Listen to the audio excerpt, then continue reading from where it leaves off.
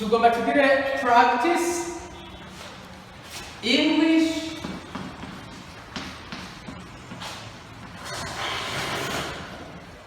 speaking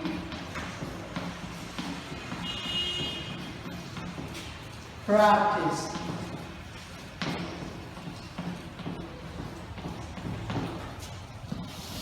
English speaking practice. Tugomba rero practicing tuganire tumere nk'abaganira tumere nk'abavuga ibintu byinshi bitandukanye twimura nifata amanota ariko turavuga kwibuka muri amaverbe dukombina ibyo tumaze kwiga byose biraza kuba biryoshye. English speaking practice.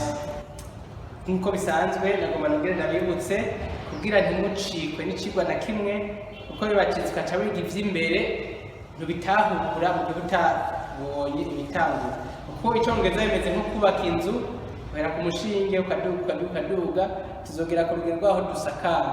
Rero uci uja ku gusakara utagira umushinge uvuga bitokunda mwibuke rero gufyonda hahandi murabona ahantu hari ivyandiko bitukura kuri YouTube hajya pembeni hajya munsi handitse subscribe canke mu gifaransa s'abonner ucu hafyondako turonka message kwereka ko wabaye abone hamutu ufite no kuri kajya gakengeri bafite amatelefone yisununo yashaka kubona canke vayina biti bukoresha hari agakengeri hajya uce ugafyondako hama dushobora gukurikirana icongereza cyo gukurikirana ivyigwa byose bizogenda bica kuri ino channel yacu.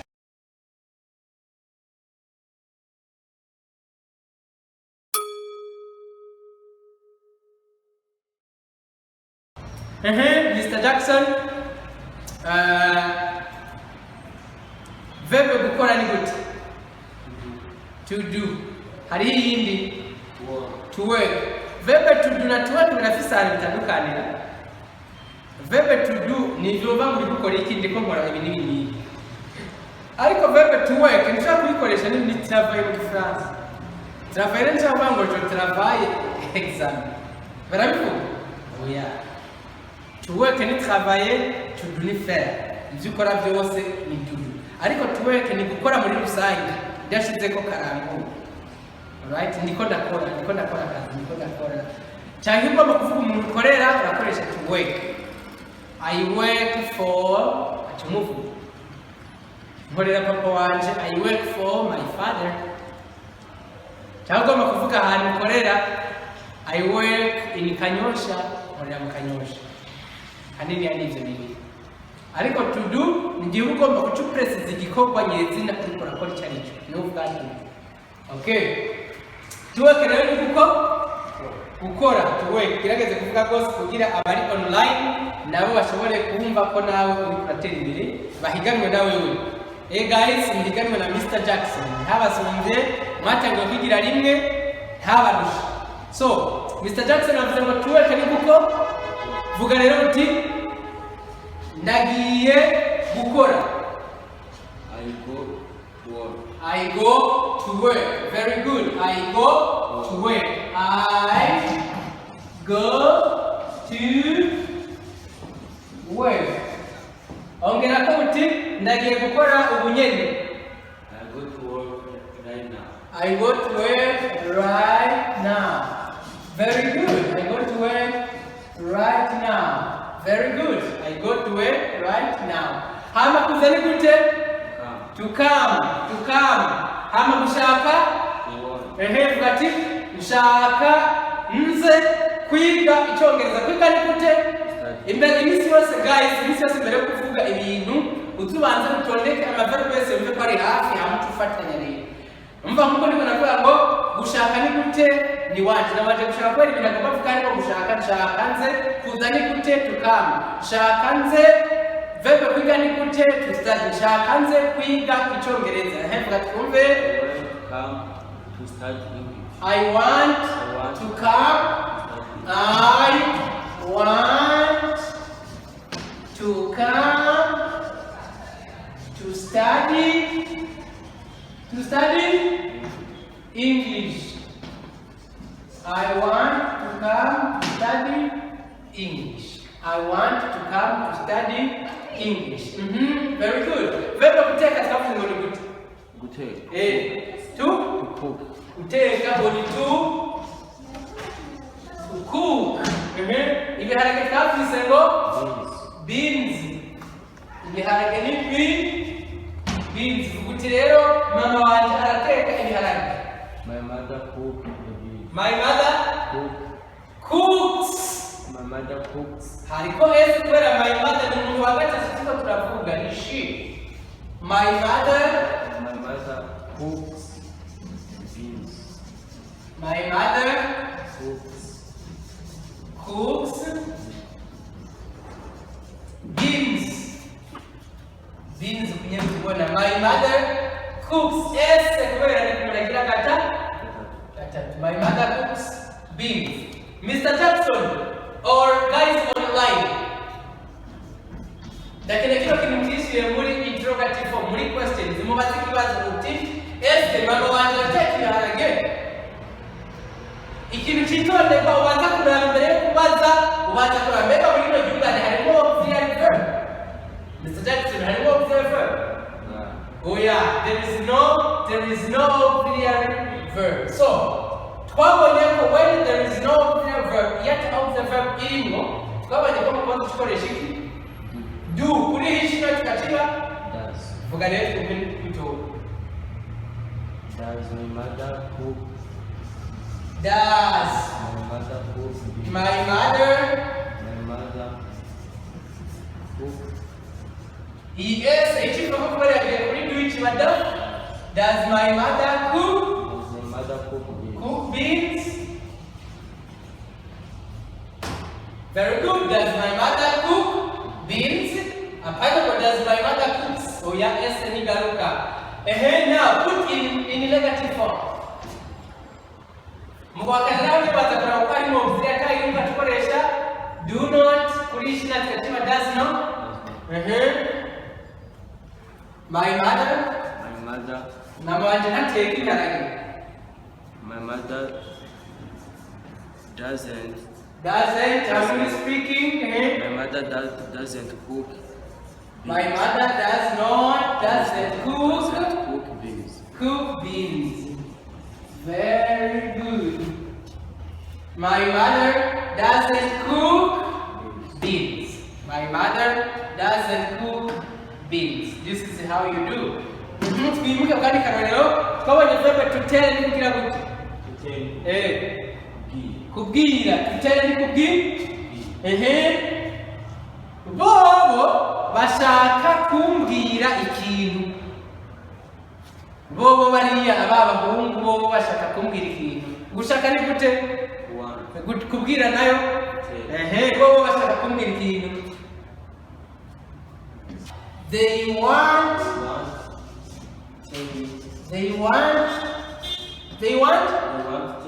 to tell me. They want. Ana kadi sema matemi yetu kusanga zimazitumika namo they want tell me ikintu. They want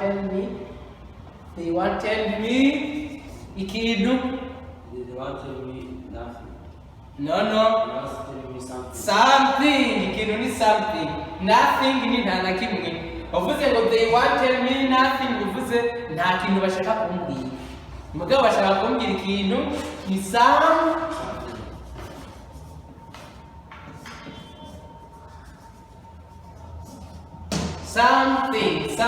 Repeat something.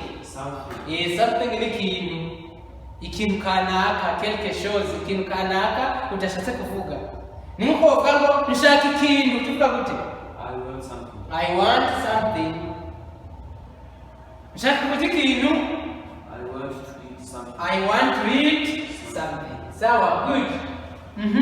Verb kuvuga ururimi to speak. Verb kuvuga ururimi to speak. Hanyuma kuvuti ndavuga icyongereza. I speak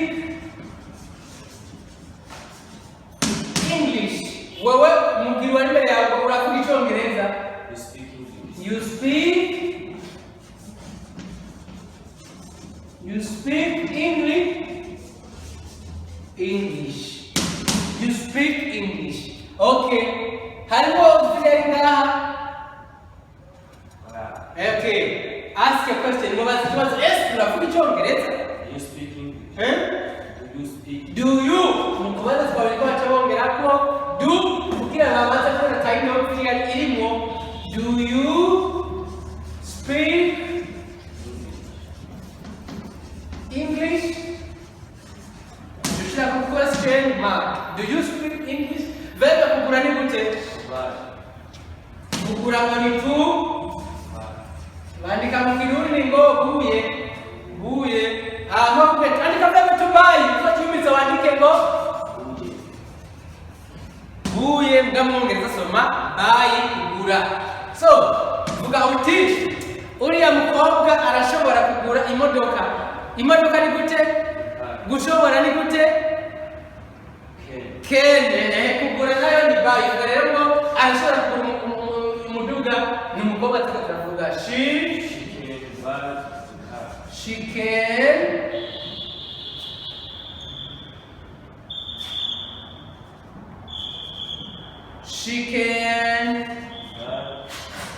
can buy a car. No auxiliary. Do we have auxiliary? Okay, harimo auxiliary mukubazi ko tushobora gute? Can she? Harimo auxiliary twabonye ko gucurika icyambere kikabucaka bikaba icyambere tuvuga ngo can she buy a car? Can she buy a car? Ese karashobora kugura imodoka?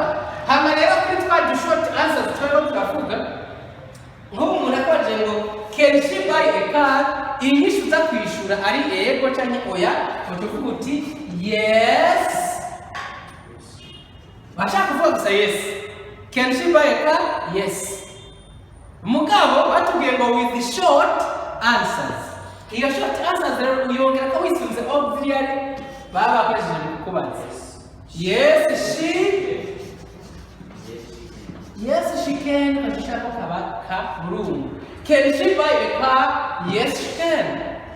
Ego arabishoboye, ego arabikora. Hano baje ngo do you speak English? Bakoresheje auxiliary do.